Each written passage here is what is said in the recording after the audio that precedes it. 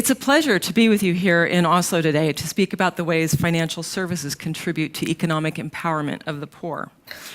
Economic empowerment has two aspects: opportunity and resilience. It happens when poor people are able to capture opportunities to improve their lives, like educating children, improving material surroundings, or investing in a business. It also happens when, in the face of adversity, poor people are able to manage risks and cope with shocks. At CGAP, we believe that financial services help people with both opportunity and resilience. Although they're not a panacea, financial services in combination with other development tools can be game changers. I'd like to introduce you to Lucienne, a 35-year-old cocoa farmer in Côte d'Ivoire. Lucienne's story provides a glimpse of what economic empowerment through financial services looks like.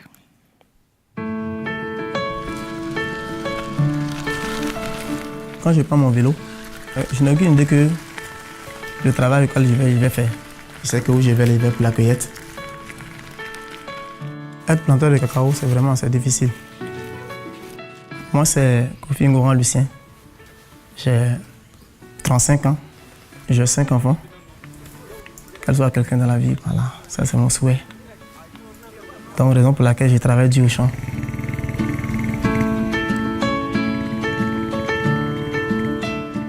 Quand j'arrive à la coopérative avec mon cacao, et regarde si j'ai fait de la qualité et qu'elle me donne le reçu, je vais maintenant récupérer l'argent. En allant prendre l'argent, arriver là-bas, c'est là je décide combien je dois épargner. Parce que de la coopérative, l'argent va directement sur mon compte. Je n'ai pas accès à l'argent cash. Mon argent est mieux gardé. Je ne fais plus les dépenses inutiles. Avec ce compte, j'ai fini ma maison cette année. Et pour mes rêves, je vais avoir encore une autre parcelle pour agrandir encore le champ. Et puis, avec l'économie que je vais faire, je vais assurer l'étude de mes enfants, pour qu'ils aient une vie meilleure.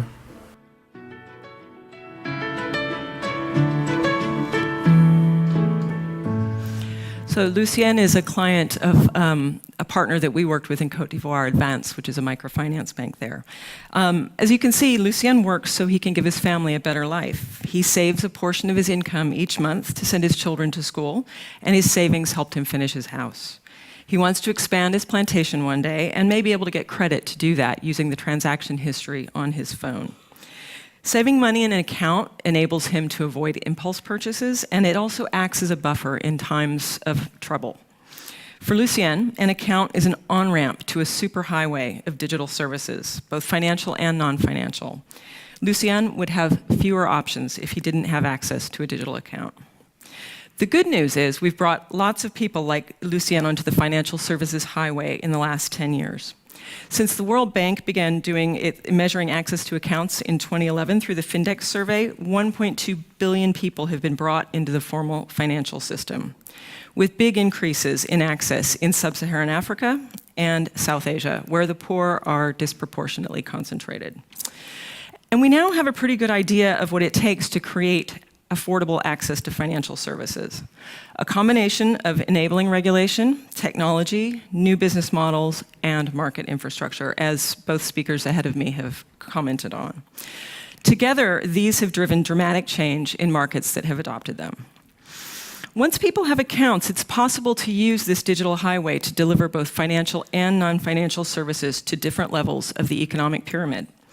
Innovators in the public and private sectors around the world are experimenting with digital services, many of which can play a profound role in empowering the poor economically. A few examples. For very low-income people, an account can mean reliable access to government payments and subsidies. India has famously built an entire digital infrastructure, including biometric IDs, an open payment system, and cash-out points to get social payments to people without leakage. This is a win-win. Poor people receive their payments in full, and governments can save billions of dollars delivering resources to those who need them the most. Access to social welfare payments has been demonstrated in multiple countries to improve both opportunities and resilience for the poor, including extensive work done by CGAP on graduation programs around the world. As Anne was mentioning earlier, digital payments in combination with remote lockout technology have created a range of asset financing models that are giving low-income families access to electricity, cook stoves, solar irrigation pumps, clean water, motorbikes, smartphones, and even shared tractors. PayGo is the best known of these models, and based on sales data published by GOGLA, the Off-Grid Energy Association, we estimate that around 4 million units have been sold through PayGo financing in the last 7 years, mainly in sub-Saharan Africa. Solar home systems help children to study longer, shops to extend their working hours, and families to use their time in the evenings productively. These business models provide light and electricity to those who previously did not have it, and they do it in an environmentally responsible way. They produce no greenhouse gas emissions and decrease the negative health effects of burning kerosene or solid fuel indoors. Once fully paid off, solar home systems can also be used as collateral for other purposes, like education loans. One of the innovations in microfinance was that individual microloans could be made to low-income borrowers based on an assessment of a business's capacity to repay. Loan officers would go to a small shop and work with the owner to document cash flow, inventory, and repayment capacity. But what if these data were captured digitally? It would vastly lower the cost of gathering the information, enable the provision of value-added services, and improve the underwriting of appropriate loans. We're increasingly seeing the emergence of merchant payment solutions that do just that. Merchants are provided app-enabled tablets that generate data supporting flexible merchant cash advances, inventory management, and customer relationship management tools. This is arguably the future of commercial microfinance in a digitally enabled world. We're also seeing the growth of both formal and informal e-commerce in emerging markets. Internet giants like Alibaba and Amazon are looking for ways to dominate in fast-growing markets like China and India. But we're also seeing a range of more regional solutions. Jumia is a platform connecting small businesses and consumers, and they're seeking to become a homegrown Amazon across much of Africa. SocoWatch is a Kenyan startup that sells durable food items to mom-and-pop shops, dukas, over a feature phone, delivering to their customers within 3 hours of receiving an order. And beyond these more formal solutions, we're also seeing the emergence of informal e-commerce using social media.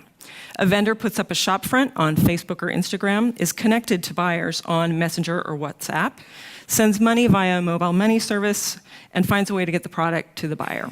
It's only a matter of time before these services become more formalized and integrated into a seamless marketplace platform. In fact, Telenor's Wave Money is trying to become exactly that sort of marketplace in Myanmar, making it possible to buy bus tickets online, sell goods via Facebook, hail a ride, or order food from a favorite restaurant. This is a growing business in one of the poorest countries in the world. Digital finance also has the potential to reach groups that tend to be underserved, such as women. While there remains a very persistent gender gap in access to accounts, providers are experimenting with methods that provide more effective on-ramps for women to the digital economy. Government person-to-person payments have been one method for reaching women effectively. Female agents are also a way of alleviating some of the cultural and privacy concerns that many women have about having an account. And early evidence suggests that social media and e-commerce may be ways of bringing women into the formal financial system and providing them with earning opportunities.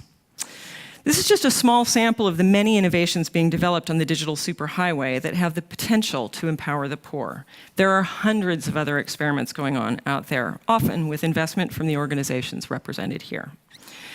What all of these products have in common is that digital payments and delivery capability are foundational to their ability to operate cost-effectively and at scale. Without these building blocks, few of the services I mentioned above would be possible. Now for the but.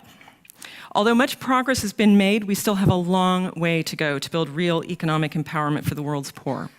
Financial services are a piece of this, but so is creating income-generating opportunities and the provision of appropriate public services. But we can't assume that the financial services piece of this puzzle is finished. We still have many significant challenges to address. Just a few. Firstly, although we've made impressive progress on access, we still have a lot of work to do.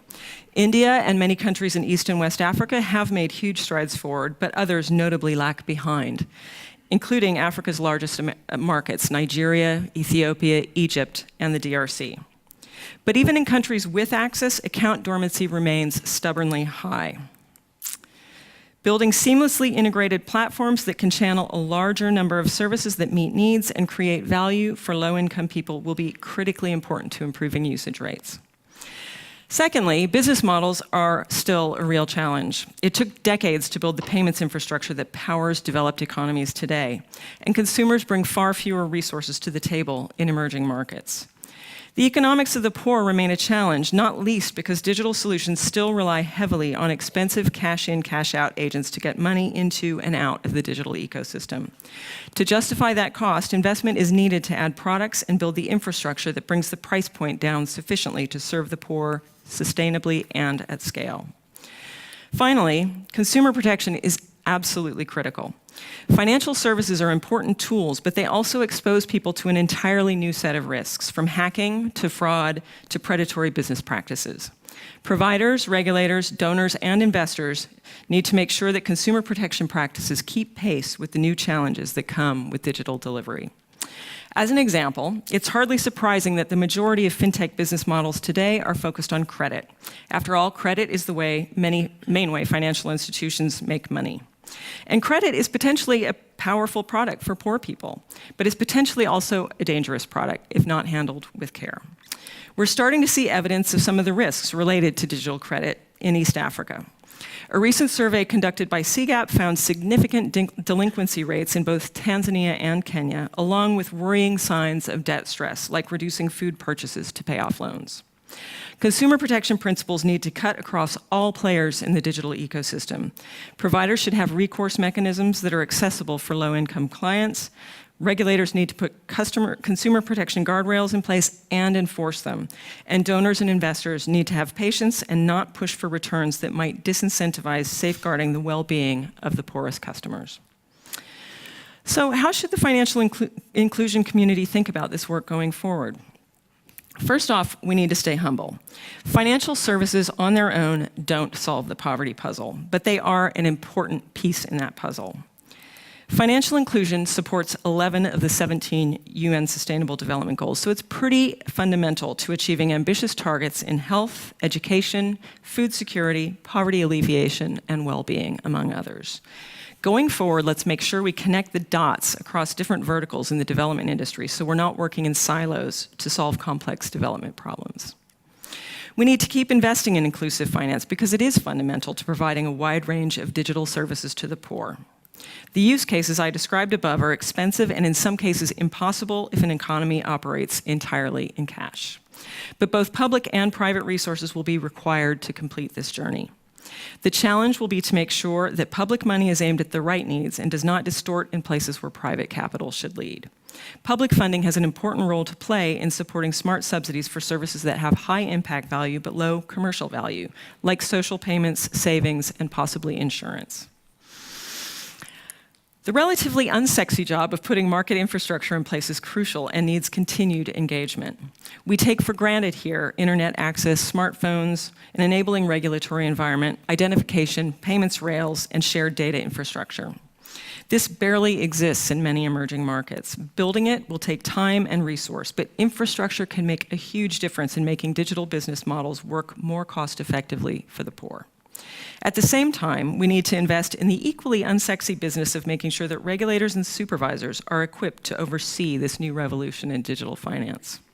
India offers a great example of how the private and public sectors can come together to solve both market infrastructure and development challenges while building a system that works for the private sector and is both open and competitive. Finally, let's be realistic. We have not been at this for very long. Visa and MasterCard payment rails have been around for just under 60 years, commercial microfinance for 35, and digital finance for only 12. Impressive progress has been made, but we need to keep building. It took decades for financial infrastructure to evolve in rich countries. This is a much harder equation to solve and will involve investment across the spectrum from grants to commercial capital. We still have a lot to do together. As we saw in the case of Lucien, access to digital financial services helped guarantee payment for his crop, kept his money safe, and reduced the distance between him and his bank. Lucien's dream is to someday get a new plot of land and pay for his 5 children's schooling so they can get a better life.